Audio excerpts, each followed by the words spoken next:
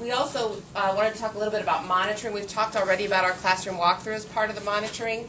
And the ghost walk, they continue to do some ghost walks when the opportunity allows them to do it. And we also have some data collection pieces on our logs that the teacher-based teams fill out at the elementary level and the papers that are turned into the central office.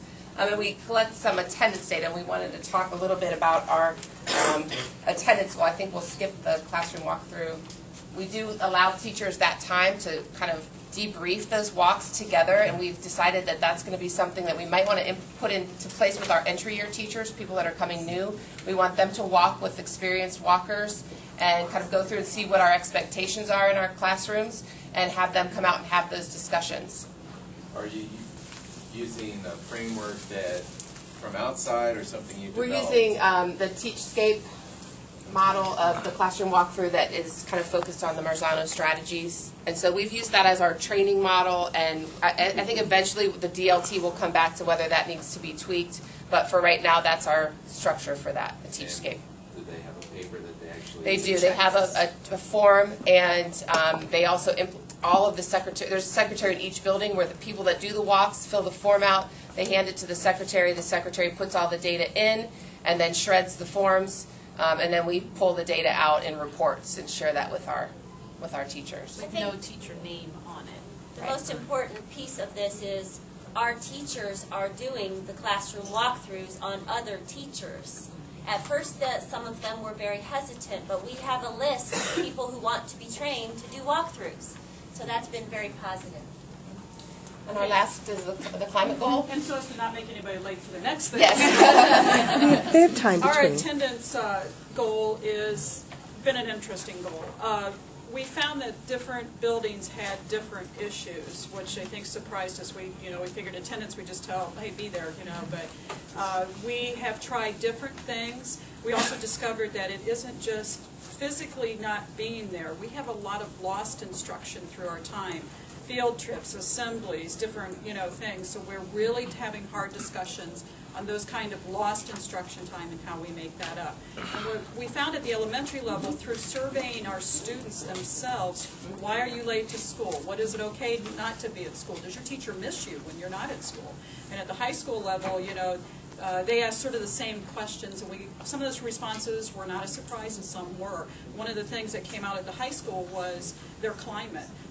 The students commented on how blank the walls looked. That's, I think, they're getting their bulletin boards, and they said it felt sort of prison-like with all the blank walls. We had gone through some remodeling, so there wasn't a lot on the walls at the time. The elementary level, we found it was more parent-driven. They had to stay home, watch another sibling. Their parent had to work. They missed the bus. Parent wasn't home to get them. So at the elementary levels, we've taken more of an education approach with our parents in our newsletters, posting our classroom schedules on their website so that parents can see what their students are missing when they arrive late, when they're taken out early.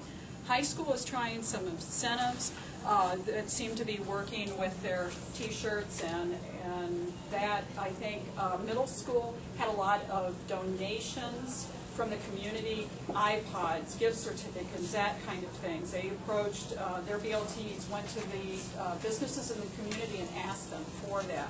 So all the buildings are taking a little bit of different approach to see what works, mixing it up. But what's really good is that the DLT and the BLTs, the TBTs, the PTA, our students, we're raising the bar on what we expect. If we tell the students they can miss 10 days, they'll miss 10, maybe 11, because it's okay. So we are trying to address what's okay for us and raise the bar. And by all these strategies, like everybody has said, we are engaging our students like we never have before in our district and wanting them not to miss school. And we're trying to educate our parents as the value of their children being seated in the classroom so that they don't miss what we are doing in the room. This is an example of one of the elementary incentives. If they're present the entire month, that's September, the apple, and February, that I give them to the teachers and to all of the staff members as well. They put them on their book bags, their book bag tags, and they sort of show off.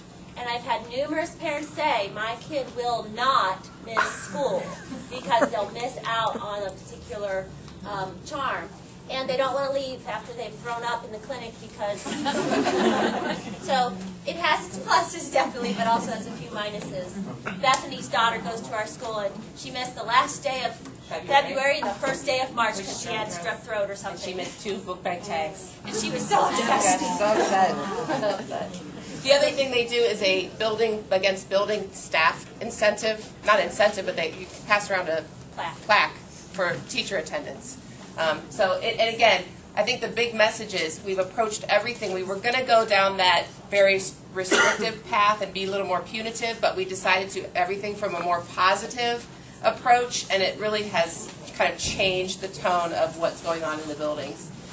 Our next steps, and this is our last piece, we're going to involve ourselves with the PEP project through SST 8 and the special education co-teaching training. We're going to get through that. We're adding parents to all the BLTs. We will continue our book study next year, again giving graduate credit.